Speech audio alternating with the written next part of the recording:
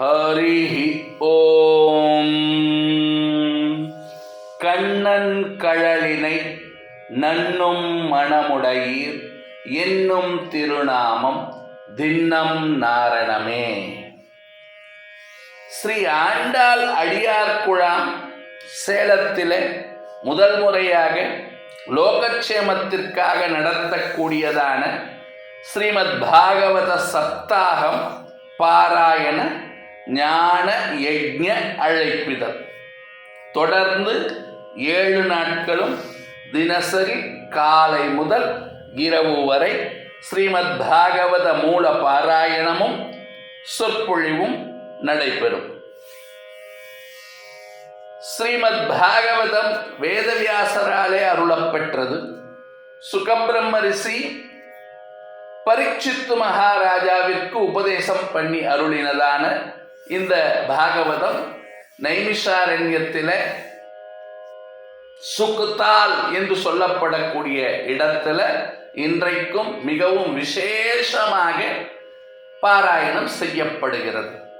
அப்படிப்பட்ட கங்கை கரையிலே நடந்து கொண்டிருக்கக்கூடியதான இந்த ஒரு நிகழ்ச்சி சேலத்தில் வருகிற ஆடி மாதம் முதல் நாள் ஜூலை 17 வியாழக்கிழமை முதல் ஆடி மாதம் 7ஆம் நாள் ஜூலை 23 புதன்கிழமை வரைக்கும் காலையில் 7 மணி தொடங்கி விசேஷமாக பாராயணம், ஸ்ரீ விஷ்ணு சகஸ்ரநாம ஸ்தோத்திர பாராயணம், இந்த பாகவதத்தினுடைய சாரமான உபன்யாசம் சொற்பொழிவு, இது அனைத்துமே நடைபெற இருக்கிறது.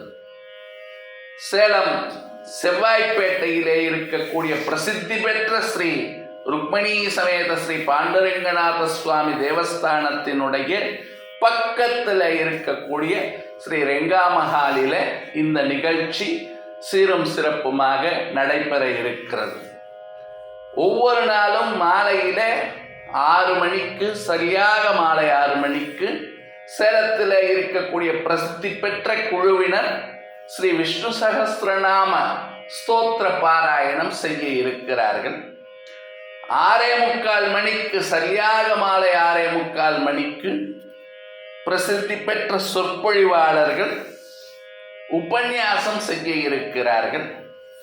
நிறைவு நாளன்று, அதாவது ஜூலை 23 புதன்கிழமை காலையில் நிறைவு நாளான அன்றைய தினம் காலையில் 10 மணிக்கு தஞ்சையில் இருந்து கலைமாமணி தேவநாத ராமானுஜதாசர் அவர்களுடைய குழுவினருடைய திவ்யநாம சங்கீர்த்தனம் நடைபெற இருக்கிறது.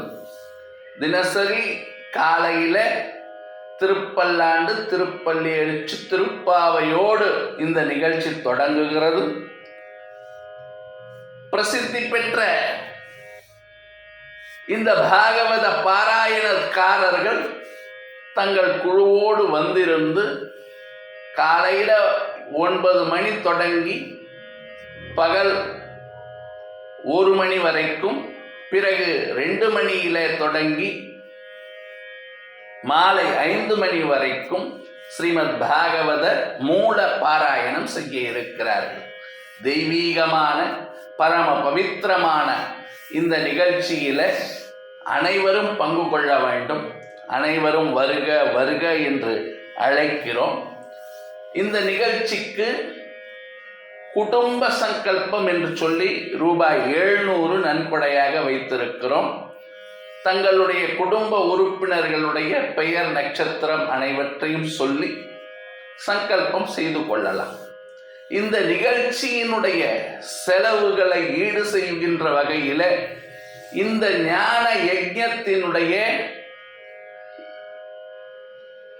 பங்குதாரர்களாக, ஒரு நாள் எஜமானராக, எஜமான சங்கல்பம் என்று சொல்லி 5000 ரூபாய் நன்கொடை வைத்திருக்கிறோம். அடியவர்கள், பக்தர்கள், பெரியோர்கள், அன்பர்கள், தங்களுக்கு தெரிந்தவர்கள், உறவினர்கள் அனைவரையும் சொல்லி, அனைவரிடத்திலையும் இதை விளக்கமாக சொல்லி கலந்து கொள்ள வேண்டும். அவசியம் வந்திருந்து கண்ணனெம்பெருமாளுடைய திருவருளுக்கு பாத்திரர்களாகுமாறு அன்புடன் அழைக்கின்றோம். ஜெய் ஸ்ரீராம், ஜெய் ஹிந்த்.